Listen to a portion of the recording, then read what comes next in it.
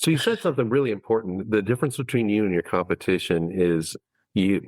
It's the ownership and it's your culture that you create. How, when you go from two locations where it's, basketball reference, man to man, and then suddenly you got four locations and it's zone. I mean, you can't be in all four places at once. How do you make sure that what made you special and made the customers stay with you instead of going to these fakes? How do you make that happen? I'm already in zone defense over here. I'm a football fan, so I understand the benefits football wise, but I'm already in zone defense because my business partner lives in upstate New York, which is about 5 hours away. So I'm already here with both of these shops on my radar. And so I think adding more is definitely going to be stressful and different. And so I'll have to report back to you on how that goes. But right now, how I manage that, and it's funny because someone told me the other day that I'm like a duck, that I look so calm on the the top side, but underneath I'm like this with my feet going, right? And I think that's the perfect analogy for business ownership because it looks like I'm never working because I'm like, I have a lot of freedom in how I can structure my day. I'm not at the shops all the time. One's open 13 years, one's open 8 years. They're very, very established. They run very well-oiled machines without me. Welcome to the Small Business Safari, where I help guide you to avoid those traps, pitfalls, and dangers that lurk when navigating the wild world of small business ownership. I'll share those gold nuggets of information and invite guests to help accelerate your ascent to that mountaintop of success. It's a jungle out there, and I want to help you traverse through the levels of owning your own business that can get you bogged down and distract you from hitting your own personal and professional goals. So strap in, adventure team, and let's take a ride through the safari and get you to the mountaintop.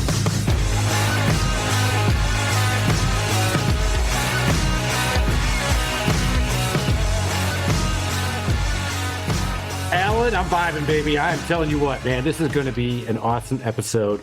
I am a fanboy of our guest, and she is a vibe. She is not just a person. She's not just a business owner. She's a vibe. You've actually used the word stock.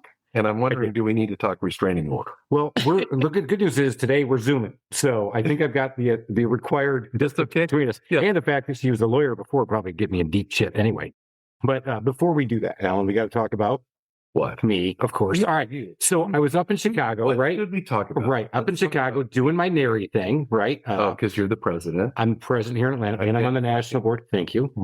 And I went and I got to grace the Milwaukee Home Show.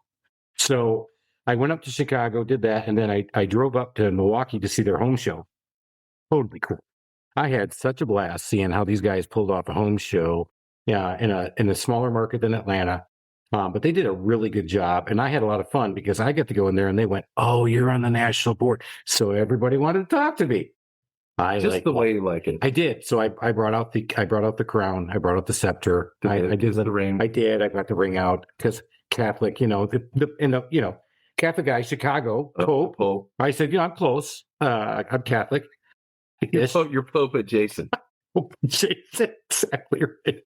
So, what's cool, though, is you get to see people in your industry doing things in different markets, and it really opens your eyes for what you can do in your market. And I think getting that perspective and bringing it back to what you do and how you do things is a super cool thing. And right on the heels of that, I had told somebody, I said I would never do a home show. I was just going to go there. And lo and behold, Jessica, guess what my buddy Alan does is he sends me to an Amway meeting. If you've ever been to one of those, that's where they attack you and tell you got to drink the Kool-Aid and do it. But in this case, it was our local chamber here outside of Atlanta in Johns Creek, where Alan said, "Hey, I just want you to talk to these guys because they want to start a home show." And he didn't tell me that until I got there. I did too. Are you sure about that? Yes. I don't know, man. No, I told you. Are you sure about that? Yes. And I said, I know the guy. And you Jessica partners, right? Jesus. Yeah. Never listen. You're just sitting there reading the paper going, uh-huh. It's like a marriage. Yeah. It's a tough one. It is. You're going to have to, I might need your therapist number.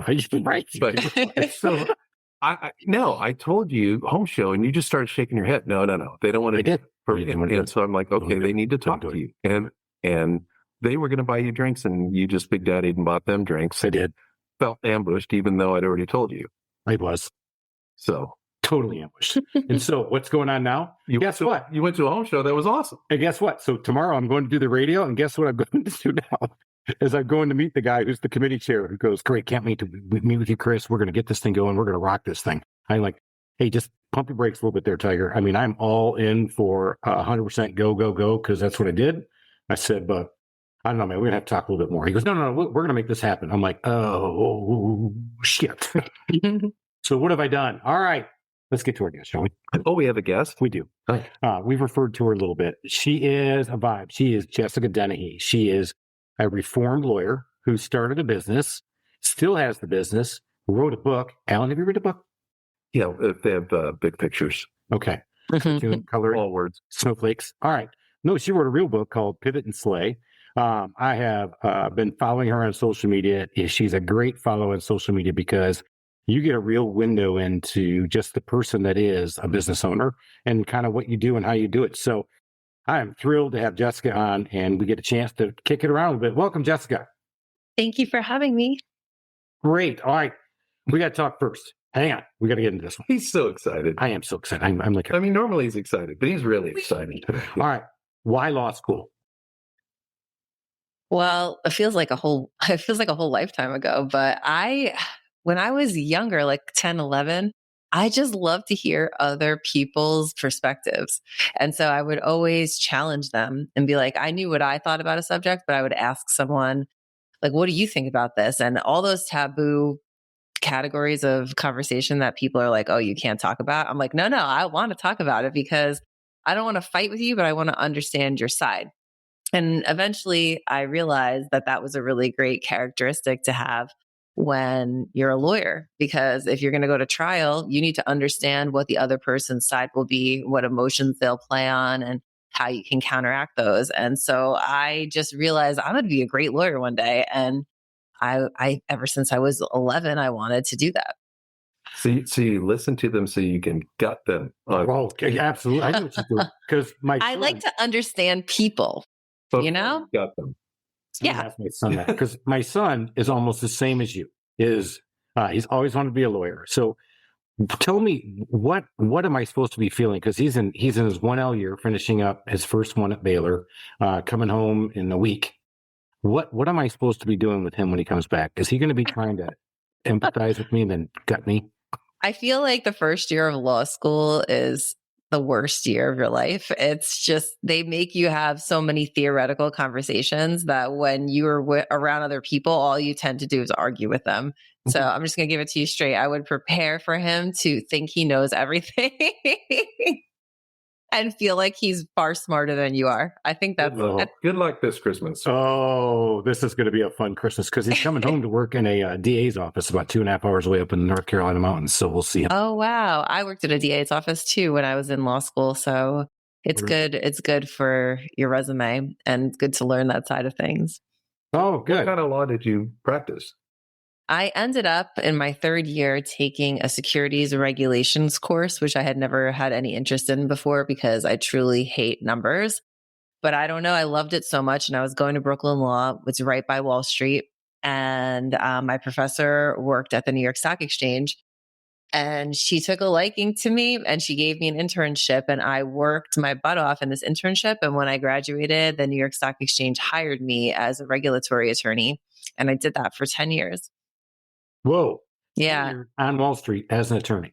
10 years on Wall Street as an attorney. I worked. So basically the stock exchange is its own regulatory body. So we do all of, not the criminal work, the SEC does the criminal work, and we do the work that's not criminal. So we take people's licenses away and we fine them and things like that. But as a lawyer, it was great because there's not a lot of opportunities to go immediately from law school and be thrown into questioning people in a deposition or being at trial.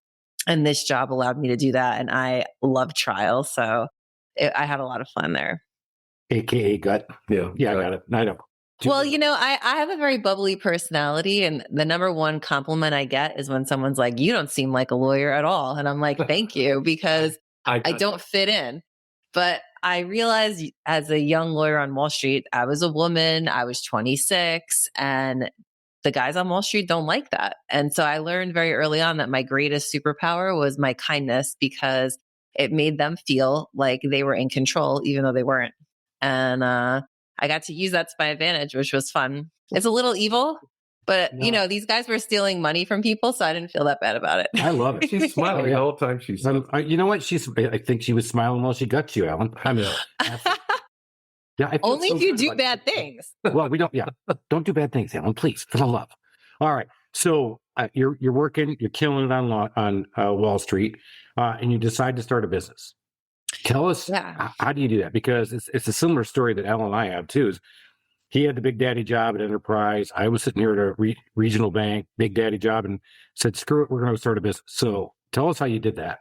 So it wasn't my idea. I'm not going to try to take credit for it. But at the time I was married and I was pregnant with my first daughter, very, very pregnant. And my husband at the time was really unhappy in his career and he really wanted to work for himself. And he said, I have this great idea. I was wondering what you think about it. And I really thought it was a good idea. So we decided that the perfect time would be now because I was working full time and I could fund our life and we can take this risk and still be able to maintain our lifestyle, which a lot of entrepreneurs can't do. I'm not saying that it was easy. It was still really scary and hard, especially because I think we signed our first lease a week before I had this baby. But that's how the whole business was born. And after I was really, once I had my daughter and I didn't see her a lot because I was working so much on Wall Street, I was really unhappy. And that's when we decided to make the business bigger so that we can both be in it and I can leave Wall Street. And so that's how it all happened.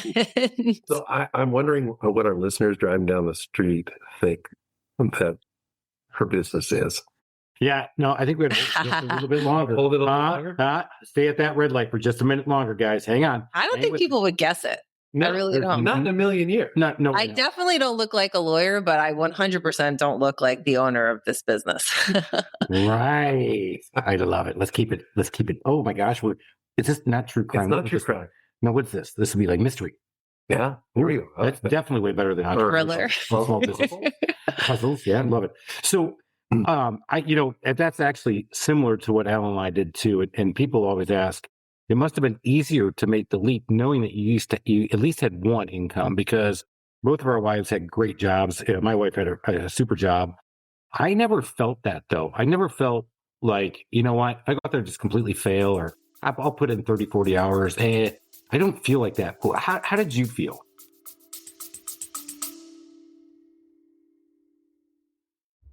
Do you have what it takes to start your own business? Are you tired of the 9-to-5 corporate job and ready to make that leap into entrepreneurship? Then you need to check out From the Zoo to the Wild, the new book by successful entrepreneur Chris Lalamia.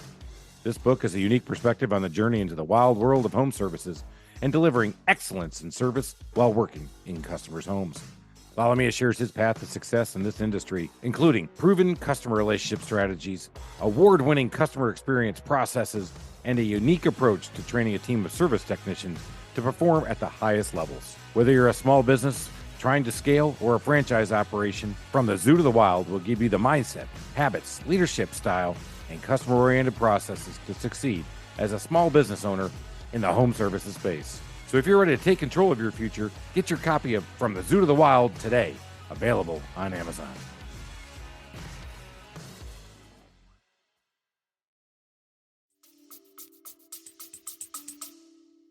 I did not feel like that either. I was completely terrified because I just bought my house. I just bought my first house, my still house that I still have.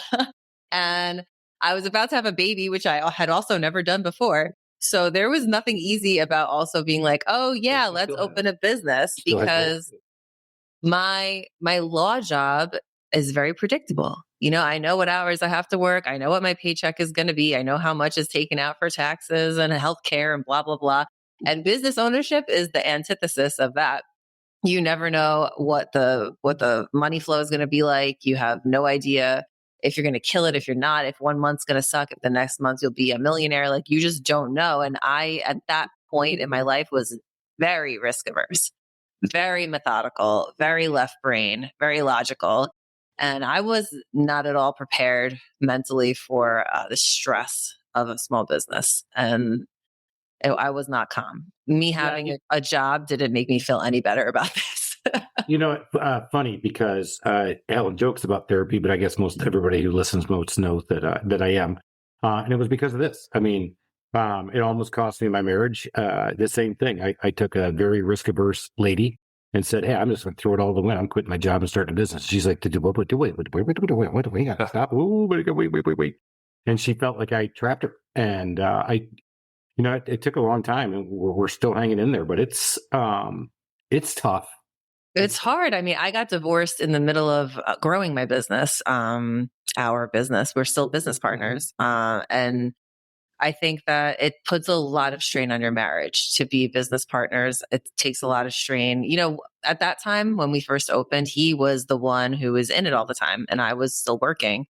And so he was obsessing about it. And I couldn't really understand that because I was obsessing about my responsibilities, and we weren't on the same page with the things that we were worrying about.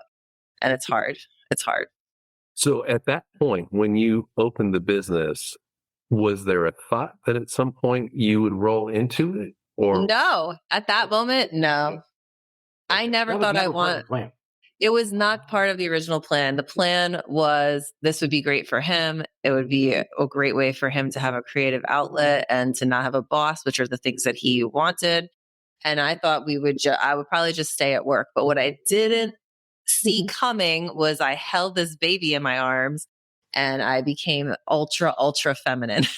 I was like in my masculine energy on Wall Street, and I was like, kids, whatever. I can get someone to stay with them during the day. And then I had to go back from maternity leave 6 months later. And I didn't want to. I cried. And the whole time during my maternity leave, I had her strapped onto me, in that baby carrier. And he and I were at the shops. We were painting them. We were designing them. We were opening them. We were trying to do advertisements on the streets, like panning out flyers. And she was there the whole time. And then I was kind of like, I like this. This is kind of fun. This is kind of exciting, right? And it planted the seed for if I don't want to go back and that's fun and exciting, maybe one day I won't have to. Maybe one day I can be in it. And that's kind of how. No, what she is saying is exactly what my wife went through when we had our first baby. She is a rock star accountant on the partner track, the whole 9 yards. And we have a baby. And I'll never forget that first day after maternity leave and she's got to drop it off at daycare. I'll never forget. Said drop it off. I know. I heard he said it. Oh my God, you're such a man. Thanks for pointing that out. Yeah. Oh my God, John. I know what I need to do. John, get your gun and come shoot him. Yeah. This was a great. She did just come back from a hunt. Not something I saw coming. It was the pain that caused me to leave her. And I'll tell you, she struggled with it for a long time because every day she went to work, she felt like a horrible mother. And every day she stayed home, she felt like she was getting dumber by the second and missing out. Oh, I feel that. Yeah. That's why I love business ownership. For the lady listeners, I say this to my daughters all the time. I'm so grateful for this experience because with this, I get to be the crazy successful entrepreneur that I want to be and understand business and grow as a human being in the business world. And then I still get to go down to the girls' school and volunteer with all the moms who don't have jobs, right? For the book fair and this fundraiser and that fundraiser. And I'm around all the time for drop off and pickup and homework. And it's like, I get the best of both of these worlds. And I'm super grateful for that. That is so cool. Such a successful path. I mean, being there and, that's awesome because a lot of us, it struggles, and especially in the beginning, you talked about those struggles and it's hard to be in the moment and see that it can happen. People talk about that all the time. You just got to visualize it, but do the vision board. You got to do that. But it's another thing to sit there at 3:30 in the morning, as we talked about. I'm usually curled up on the couch, rocking back and forth in a fetal position going, what the hell did I just do to my family? What the hell did I just do to my family? There's a lot of pressure. I said, don't worry, man. I'm going to supplant my income. I'm going to be a millionaire. And that was 17 years ago. I'm still working on that. Yeah. How's it going? So it's tough. So I have so many questions because once we reveal what the business is, it's like, how do you walk away from, I'm assuming, a pretty fat job on Wall Street? Let's say, how am I going to replace it? I mean, I think every single person in my life thought I was completely crazy. Like, how could you give up this dream job that you worked your whole life for to do this to like open this business, like this, almost like they maybe thought it was beneath me almost, which is pretty fun to show off now how successful the business is and be like, yeah, well, I make more money this way than I did before. So haha, suckers. And I'm volunteering with my kids. Huh? I'm with my kids a lot. I'm on vacation a lot. It's great. It's great. But I think any logical person would have said, this is crazy. It wasn't logical. Business usually isn't logical. It is interesting how people make assumptions, and I'm one of them, because I remember in our early days in the chamber, and you meet somebody, it's like, oh, I've got a dog grooming business. Oh, I've got the blah, blah, blah, whatever the franchises are. And you just sort of make these assumptions and then find out they were titans of business in the corporate world before they just decided to go do that. So this is really fun. All right, let's reveal it. Should we reveal it? Yeah. All right. No, I'm not doing it. I don't even know what it is. I'm kidding. All right, Jessica, what did you start? I started a brand of luxury barbershops. So you're talking to two bald guys. I don't know if you can tell that. Get a hot shave. You could, yeah. Hot shave. Very popular. I take the clippers out and zip, zip, zip, zip, and out the way I go. So they do it. I'll bet you. It's got to be luxury. Manhattan or right. We're in Long Island, New York, which is 30 minutes outside of Manhattan. So you guys saw this market, you evaluated it, looked at it. Did you guys build a business plan for this before you started, or just said, "Nah, we're jumping"? A business plan? No. We 100% did not have a plan. We had a plan in our brain. So you said, you know what? Instead of going to the barbershop, like I did grow up going to a barbershop, literally the pole in Michigan, on the side of Detroit. Yeah. The pole, the barber who's been doing it for 150 years, go in there, everybody's smoking. Smells like aqua velvet and cigarettes. Exactly right. That was my barbershop experience. And you go in there and they'd always be playing cribbage, talking about something to do with numbers and something else to do with horses. I didn't really understand. Don't worry, it's an Italian thing. We can't talk about it. You know what I'm saying? I got a guy for that. So you guys come up with this idea for a luxury barbershop. So tell us how that's a differentiator. It was his idea because clearly I've never been to a barbershop before. I owned a barbershop because I don't have sons and I'm a girl. So I don't know the experience that you guys have, but what he was saying, basically describing a business like you just described. And he's kind of fancy, like he likes nice stuff. And he was like, I don't want to sit here and get my hair cut. And the only other option, again, this is 13 years ago, was to go to a women's salon, which he also didn't like. So he's like, I want to just create a place. Like you said, I'm a vibe. He wanted to create a vibe. He wanted to create a place where guys feel like guys, but it's still a barbershop. It's like, but it's relaxing, but it's elevated. And so he wanted to make it like vintage, serve espresso, and just be able guys to come relax, watch TV, get a shave, get a cut. And, that was his vision. And he brought it to life. We didn't have a business plan. Neither of us cut hair. I'm a lawyer. He is a custom clothing designer. Nope. He is a custom clothing designer. So he's creative. Stylist. Oh my God. Nope. And still to this day, neither of us cut hair. But I think there's beauty in that because we had to figure it out. Like we had to figure out what licenses we need, where to buy barber chairs and supplies. Like we had to kind of break into this world where we didn't really know anything before. So that was pretty scary, but also really like it's exciting. You guys know what I mean? It's like the most exciting thing and also the most terrifying thing at the same exact time. Yep. You can't explain it, and it's not for everybody. It is weird, right? I mean, again, it's hard to explain, but you'd never felt more alive. I feel like the first time that you rode a roller coaster that was beyond what you thought you were comfortable with. Yeah. You as soon as you got the and you look over. No, wait, don't stop. Wait, don't let me. Oh, here we go. Holy shit. Oh, I'm going upside down. And then oh my God. You're like, that was awesome. Oh my God, my broke my neck. That was so awesome. I wonder if they would have done a business plan if they needed the money. I mean, at the time you had this job, you're an attorney, you're safe. And if the little expense, I funded it.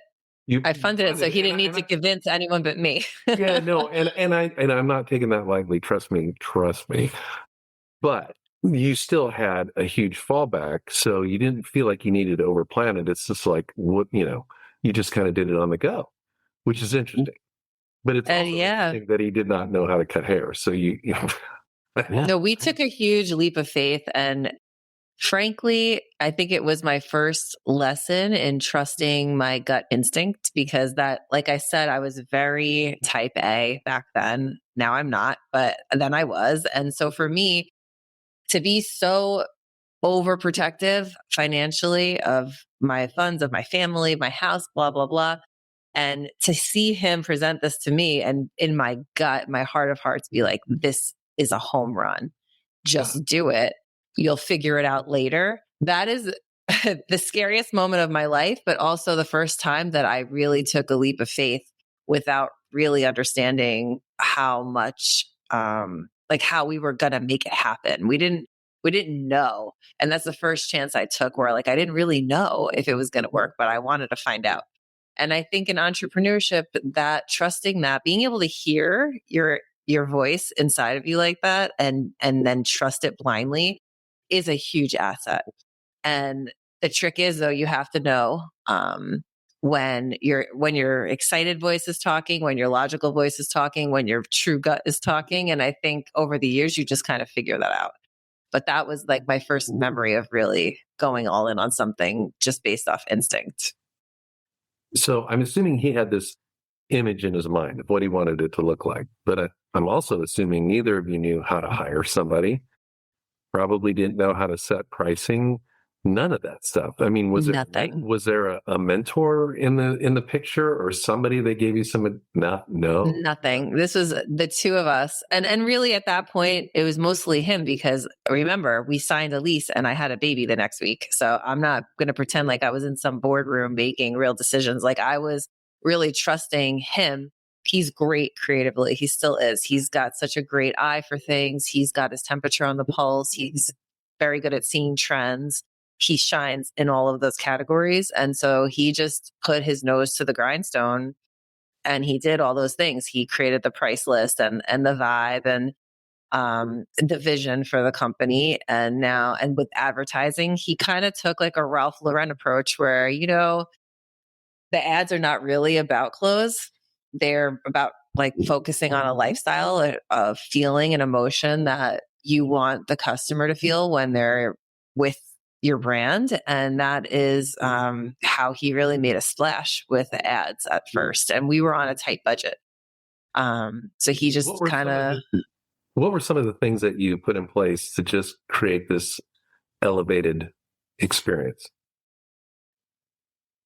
I think that at that time, the movie Mad Men, or the show rather, was very popular. And it was kind of like a guys club, in the 60s of guys on Madison Avenue. And he really went with that because that was something popular in that moment and created a feel for men that when they're sitting in there, they kind of feel like they're transported back to that time and that they can just kind of like be gentlemen, hanging out with other gentlemen and relaxing. And it's like a guy's place, and that's really the theme that he went with to create the brand. And it took off because at that point, there was nothing like it here. The barbershop industry wasn't like it is now, 13 years later. It was very basic back then. And now it's one of the largest growing industries at this point. So we were kind of like on the front end of that. So there you go. See, I'm telling you, if I was today and I was in my late 20s going where I am now, I probably would have done it. I probably would have put it. 100%. I would have probably put the hair back on. And then go. But the thing is, the thing about ownership of a business is like, you can never just sit back and relax. Like it's not like we have changed the vibe of the shop so many times over the last 13 years because you have to stay current and you have to continue creating. And I think that's kind of where being partners with someone can come in handy, because if you're a solo person starting a business, you're now responsible for all of the details and all of the creative work. And that can be really hard because they're completely two different mindsets. For him, he gets to always be in that creative mindset, which is great because he's always pushing the business forward with his new vision and revamping the style so that it stays interesting to people. And he gets to do all that. And I get to stay in more of my comfort zone in terms of what I am good at, which is keeping everything in line, doing all the financing, the day-to-day work. I'm a people person. He is not. So I can deal with all of the hiring and staffing and all of that. So I think having a partner that is different than you and has different attributes and strengths is really important too. And for the people who are out there trying to start businesses on their own, I can see why that would be an extra hurdle for them, having to take off that cap and try to put the other one on. So you guys get started, you get rolling. Was there ever a time where you went, "Uh-oh, this ain't working, man. I'm sorry, man. Great idea. Just no, I'm done. We're done. We're out of here. We gotta go." Yes, but later. We had already opened 3 when we had that problem. You got to 3 locations. We got to 3 locations before we hit a speed bump. Well, we hit speed bumps, but basically what was happening is after the second location, people were catching on that this was a good business idea. And so people in the area started to try to replicate the business. But the thing is, it's really the owners that make the business successful. So you can replicate what the business looks like, but if you don't have the dedication and drive and creativity that the people who are running the business have, you'll never really truly recreate it. But temporarily, people will get pulled to these businesses just because they're new and they have a similar look. So that started to happen. But the real big hiccup came during COVID because we couldn't operate. So those were really tough times when you all have 3 to were in Long decide. Island at the time? All 3? No, we had 2 in Long Island, and then we actually opened one in the Dominican Republic. Close to the neighborhood. Well, all of our staff, most of our staff is Dominican. And so they always encouraged us like to go there. So we did. Luckily for us, right before COVID, we got an offer for someone to buy it. So thank God, because then COVID hit like 2 months later. And it was really a struggle. Like I'm sure many people listening can understand. Oh, yeah. So for me in my business, I was deemed essential, but that still didn't mean we could not work in houses. We had to work outside of houses. People would vacate the house. We come in and fix things. So I was running the skeleton crew, all the remodeling. But we were in Georgia, and we opened up again back to our governor. Thank God he was who he was. Yeah, because I was only down really from March 16th to Memorial Day. Oh, wow. That's not too bad. It wasn't, that was good. And then, well, you guys they're all employees, right? You guys, or are they 1099s, your barbers? They're mostly contractors. Yeah. See, I had mostly employees. So when I heard, hey, here comes this PPP, we're the government, we're here to help. I'm like, yeah, I've heard that shit before. And sure enough, I got it. I was like, woohoo, finally, something paid off. But that allowed me to bring a bunch of people back to work early. And then we started cranking, and then we just started running out of people because you couldn't find people in the shortage. But yeah, it's a weird time. I know, right? But back on, it's such a wacko time, man. So how long were you guys not able to cut hair or do? 6 or 7 months. Oh my God. Yeah, it was hard. And there were some moments during there where we're like, are we going to be out? But I feel like that time of our lives is weird for everybody. But I think what I want to focus on in answering this question is more of the fact that at some point you're going to have a struggle, not like COVID, because hopefully we'll never have that again, but more along the lines of people seeing your success and trying to replicate that and take away a piece of your market. And I think that's the scariest part of business ownership, is when in the moment when that happens, because I remember when that was happening to us and we were panicked. And the funny part is, all those people that tried to do that, they didn't last very long at the end of the day, because I think you have to stay strong and double down in those moments where you're losing business. Your instinct is, oh, we got to save money. We got to make sure we're cutting this corner or that corner. But we did the opposite. And I would strongly suggest that other people do that, is go all in, like advertise against these people, take a stand and fight the bullies, because that's the only way you will survive. And this is your business. This is your livelihood. This is how you feed your family. Like it's not for the weak. Like you have to go out there and fight the fight. We're going to go back to the beginning, right? She learn people, and so she could gut them. exactly. Thank you. Excellent. With a smile. With a smile. She smiles. Yeah, Yeah. come on. She smiles. So, all right. So you sold the Dominican. Now, how many places do you have now, and where are they? We have two because we were looking for another one before COVID. And then I don't know how it is in Atlanta, but in New York, the prices have only just stopped inflating recently. Right. So I'm actually in contract right now with two other locations.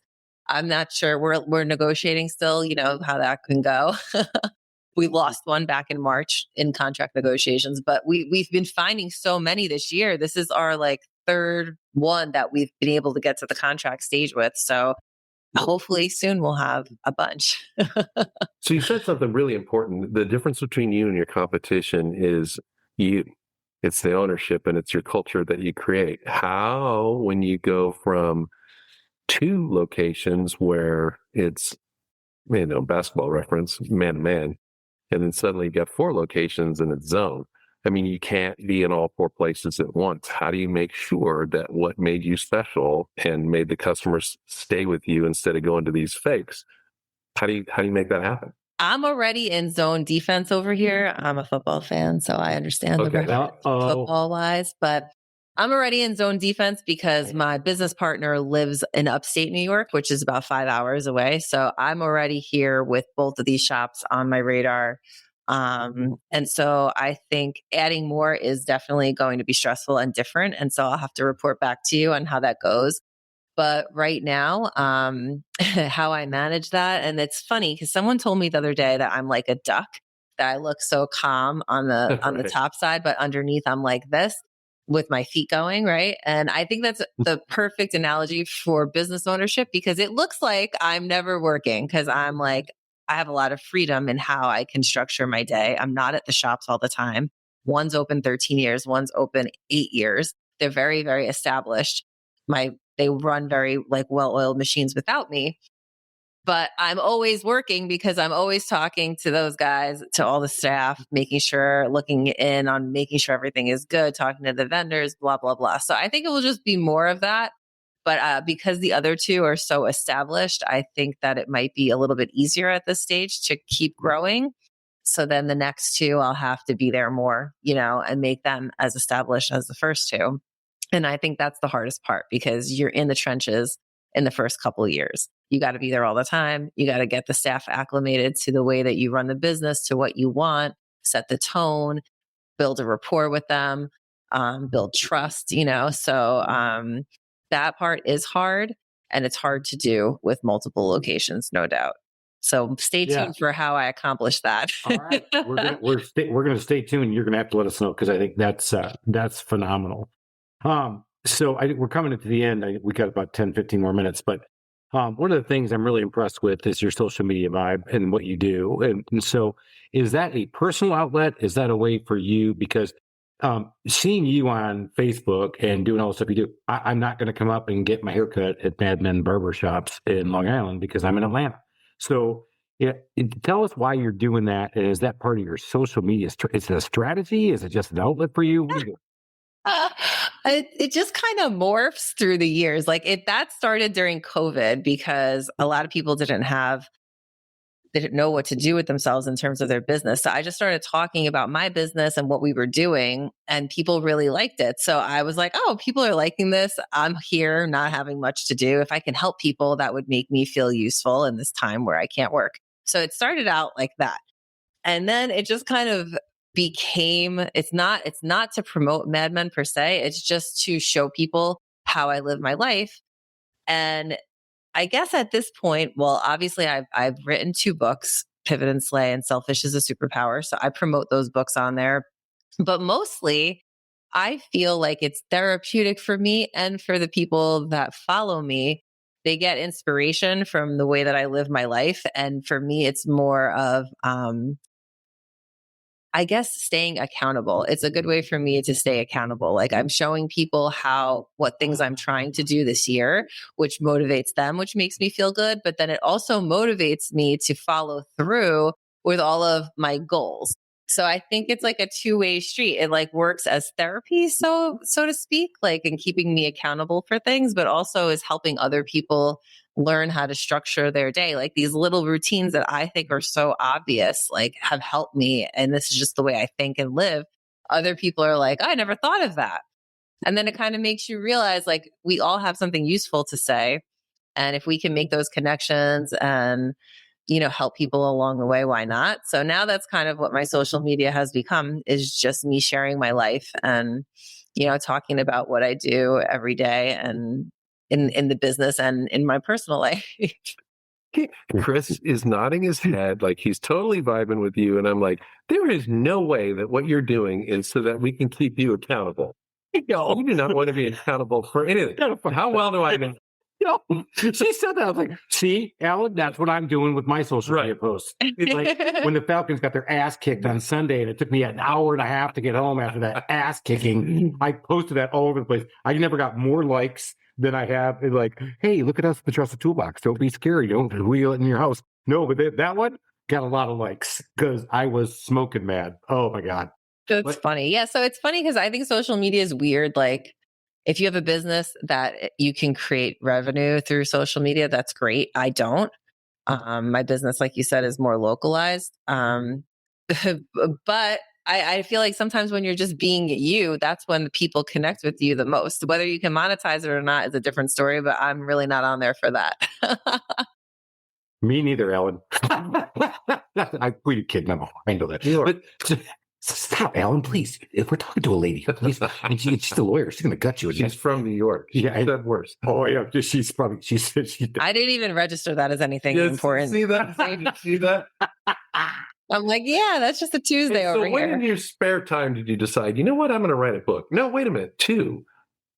Yeah, I had a lot of emotion to process, I think is how it started. Again, during COVID, I love writing. I've written since I'm a little girl. I love it so much. It just helps me see things and connections in my life and understand myself. And when I was home during COVID, I really needed to feel like I was being productive. And I thought, if all these people are interested in understanding my business, why don't I just tell them like how I did it and what I did and how it felt and all of those things. And so I just started writing and it just poured out of me.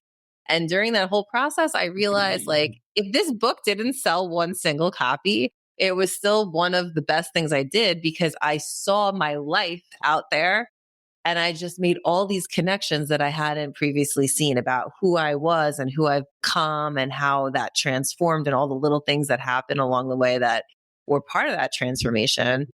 And then I started talking a lot after that book about the fact that I parent my children by myself because, like I said, my ex-husband lives upstate. So I'm here with them all the time. And how do I balance that and business ownership and continuing to make myself a priority. And so then I wrote a book about that too. And it helped me see even more parts of myself that I hadn't understood before. So it wasn't really about spare time because I don't really have a lot of that. But I think for me, it was more of like letting all of that out of me, all the things I've been wanting to say and just kind of like getting it out on the paper. It just helped me grow as a person. And if it helps someone else along the way, then that's even greater. Yeah, I would say even if you don't have a book in yet, I mean, journaling, we talked about this, is a great technique as well. I wrote my book just because I kept joking about it. And somebody said, those sound pretty good. I'm like, all right, I'm going to do it. And so for me, I'm not a writer. I'm an engineer twice over and not good at it. And that's why I need some help. But I agree with you because you can process a lot and you can also do some self-reflection, whatever it is for you. Maybe you're not a writer, but finding that path is definitely helpful. Who have you found has resonated with your book? What type of person you mean? Yeah. Well, I think my second book, Selfish is a Superpower, really resonates with entrepreneurial women because balancing, and you even said like your wives had a lot of similar stuff to say, during the business process. I think it's something women don't talk about because it makes us feel weak, that we have this innate drive to be a mom at the same time as our as we're driven to a career. And I don't know that it's necessarily something men can 100% understand. And so to fit into that business world, we push that part of us away. And I thought it was really important to tell people like, no, like sometimes that sucks. Like I didn't want to be a stay-at-home mom, but I didn't want to leave my kids and prioritize my career. And what exactly does that make me then? Am I a career-driven woman or am I a parent? Why can't I be both? How do I become both? How do I continue to be a wife along the way? How do I continue to stay Jessica Dennehy? Like how do you do this? And it's like 4 different parts of you trying to meld into one human being. And so I think that women who have businesses or even just really high powered careers really resonated with that. Because the solution for me was to carve time out of my job and my kids and my marriage to work on myself. And I don't think that is seemingly logical when you're like, I don't spend enough time with my kids or at work or with my husband. What should I do? Oh, take more time away to be by yourself. That doesn't seem to make any sense. But at the end of the day, if I'm not me, how am I giving anything valuable to any of these facets of my life? And it took me too long to understand that. So if I can shorten anyone else's journey and get there faster for them, I hope I can do that. That is my goal, is to help them do that. So that they don't waste time like I did figuring it out. No, yeah. It's funny you say that, waste time. I use that line a lot, and my mentor usually says, Chris, it's not wasting time if you're learning from it, right? As long as you're self-respect and then self-introspection and come back. But all right, let's talk a little bit about this because they're 13 and 10. And so my wife started traveling a ton when my daughter became a teenager. And it was her and me. Whew. Me and her. She's 27 now. She won. Oh, she definitely won. It is hard raising a strong, independent-willed girl. But she's 27 now, and she's coming home in a couple days as well. So I'll see her. Oh, awesome. Yeah. But as you go through that, I had to be Mr. Mom doing the same thing because as I realize now, I was trapping my wife, making her have to travel all over the world, India, Europe, the whole thing. It was up to me to, get the kids over where they had to be. But I had the girl in high school. So here's the good news you got, Jessica. They really don't want to see you in high school. Yeah. So you're going to have more time coming soon. Like, hey, what's going on? Not kidding. I'm sure you're going to have a better relationship. But she was tough in high school, and she came around. And the problem is she's just like me. And I mean, she's a sports lover. She's very passionate. She's going to PA school, just about to finish up. So continued success. I'm sure your daughter's going to be incredibly successful. Continued success to you as you expand. But we got to go, Alan. Thank you. Before we do this, we've got to talk about the final 4 questions, and we're going to pump these books. Pivot and Select. Okay. Selfish is a Superpower. Number 1, what's a book you'd recommend to our audience that's not yours? The Untethered Soul. It's about people who try to control everything like I used to, and how you can let go of that control, because it's really not control at all, because you can't control anything. It's really... Soul. Who's the author on that? Michael Singer. Okay.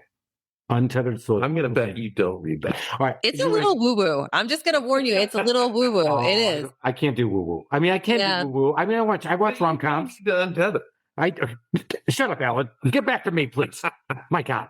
Alan, please stop talking. You know what? You're on mute now. You're done. You can't talk. All right. Is that control? Jessica, was that bad? I don't know. A little bit. A little bit. I was close. So close. We just had a recommendation to read the Never Split the Difference by Chris Voss. Oh, yeah, I've read that. Not only did I listen to it. On what speed? 1.5. Okay. That's the only way I can do it. Can't absorb it. Yeah, I did. Actually, here's the deal. I made a book club for my sales guys. This book is phenomenal. It's like one of the number 1 sales books. Holy crap. Oh my God. This book was like mind-melting stuff. And so now I've got my sales guys. We just had our first 2 chapters this morning. And I'm rereading the book with them. And we all got copies of the book. And I'm annotating with them and doing the whole thing. So I'm doing it again. Phenomenal. And, it's just listening to how he does things. I look back on all the sales. You've redirected. She was talking about untethering and letting go. All right, untethered. All right, sorry. But I was establishing control. Yeah, that was bad. Oh, shit. Oh, my God. Oh, my God. You need this book, I'm telling you. You need that. I'm actually, I texted my therapist right now. I need an emergency session. Shit. All right. Okay, let's go. What's the favorite feature of your home? Ooh, I just redid my kitchen. So I'm going to say my kitchen because is that what we're watching right now?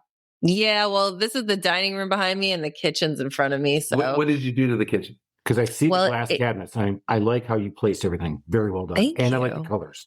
Thank you. It used to be a galley kitchen. So I opened up the wall between the kitchen and the dining room and made it like an open concept. But the best part is I love the color blue because it's very calming. And I saw this blue stove and I made the whole kitchen around the stove. Very cool. Is it a European stove or a local? Yes, it is. And it's got the matching blue hood. So now it's my favorite feature. That manufacturer, yes. Yeah, you better be very proud of that one because I love it. They're very proud of it when they sell it to you. Oh, I'm sure. I know that number. That's awesome. Okay, that's great. All right. You ready? Yep. We're kind of customer service freaks. Thank you. What's a customer service pet peeve of yours when you're out there and you're the customer? When I'm the customer? Ooh, that's hard because I really don't like to talk to people when I'm the customer.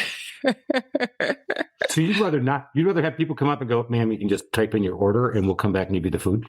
Honestly, yeah, because I am so overstimulated between all the barbers and having to service my own customers and then coming home to the girls that when I'm out and about, I'm kind of antisocial. So you're an introvert, aren't you? No, I really...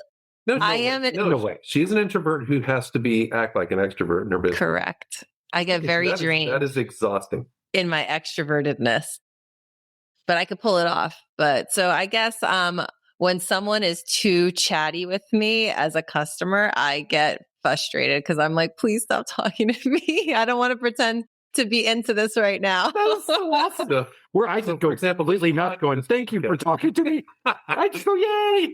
I had 2 hours before this podcast. Best customer. I would not. Yeah. But I was like, I had 2 hours before this where I ended up getting back to the house because that's where we do the podcast. And I was supposed to have 2 meetings in a row and both of them canceled. And I'm here at the house by myself. And when Alan showed up, I was literally almost falling asleep because I was like, oh my God, I need to talk to people. I don't excuse me. We're exact opposite. And I would be like, oh, the house is so quiet. I love this. I feel so relaxed right now. Oh, you guys got to be kidding me. Oh, no, it just drives me insane. Maybe they'll cancel. I hate the training. Maybe he won't come over. My kids even know. They're like, oh, Dad's home alone. We better text him. Which I know. Nice. They need, what do they call it? A mobile hanging up above you? It's kind of bad. I do. All right, Jessica, you've said it before. You're a single mom. You're working home. I don't want to hear about contractor nightmare stories because I live them every day. That's what I do. I'm not a contractor nightmare. Just give me 3 more days. I can do it. What is a DIY nightmare story of yours? Any story where I'm doing it myself is a nightmare for me. Like I have absolutely zero handyman in me. Like I need help, guys. Like I can't hardly do anything around the house by myself like that. But I guess I'll say this. My kids, who I love very dearly, begged me to decorate the house outside for Christmas, which I don't know how to do. So I tried to hire someone, but it was so expensive. And I was just like, I don't really want to spend this much money on it. It's something that's going to be up for 4 weeks. Like I can't do that. So I'm a big person who I spend money where I know I'll enjoy it, even if it makes no sense to anyone else. And I wouldn't enjoy this enough. So anyway, I go to Home Depot and I buy all the things. And I'm outside. Now it took them 11 years to ask me to do this. So I knew I had to bring it. I'm freaking outside and the ground is frozen and the lights are tangled and they're not plugging in. And I have literally my ivy, is it holly plant? Completely, it looks like I had 10 cats scratching me up and I just want to cry. It was terrible. It looked like a 5-year-old did it. And it took me forever and it wasn't even nice. And that was a nightmare for me. I didn't enjoy it at all. Well, she didn't burn anything down. She didn't flood anything. But you know what? I feel for her because if you've ever had a holly bush sticking you in the back where you're trying to do some work around the house, which I have, I mean, it is it hits you in the exact right spot where it's not acupuncture, yes, brother. It's 100% needles just sticking you to death. Now, did the kids like it? Yeah, they loved it. They loved it. And that, but you know what? Now I have to do it again this year. Not saying anybody. Again, but I learned a little bit. I learned that not all the plugs fit each other. So I have to plan it out beforehand. I didn't know that. So I did the whole thing and then they didn't match. I also learned that I can wear protective gloves and stuff like that when I'm outside. And the third thing I learned is do it on a day that it's hot because otherwise the ground is frozen and that makes your life even more miserable. So usually I learned right after some Thanksgiving is a good time. You're right. I'm going to apply it. I'll give you one freebie. Have a couple extra boxes of lights. Always buy Yeah. lights. And don't even count on these suckers working again this year. Yeah, that's right. Just buy more. It's true. And also maybe have a drink before. Very good. Also, Christmas cheer. Yeah. And just don't go on the ladder, which I've done that before. So No. anyway, not about me. No. Back to Jessica, I'm untethering. All right. Jessica, this has been amazing. Thank you so much for coming on the show. Pivot and Slay, Jessica Dennehy. We're going to put her all in the notes. Mad Men Barbershops. You're in Long Island. Go treat yourself a little bit, man. Fix it up, get a little shave here, a little tuck there, maybe a little fire. Is that the name of them? Mad Men Barbershop. Is it really? It is. Oh, that's badass. It is badass. Thanks. She mentioned it earlier. Mad Men Barbershop. We'll put that in the show. Thank you for having me. Oh, this has been awesome. Thank you so much. Hey, if you didn't learn something, that's on you. If you think you're a dude and you didn't learn something off a chick, you're wrong, brother, because you are not the smarter sex. We all know we're morons. So go learn something today. Go get better. Let's make it a great week, and we'll see you next week on the pod. Cheers, everybody. Thank you for listening to this episode of the Small Business Safari. Remember, your positive attitude will help you achieve that higher altitude you're looking for in the wild world of small business ownership. And until next time, make it a great day.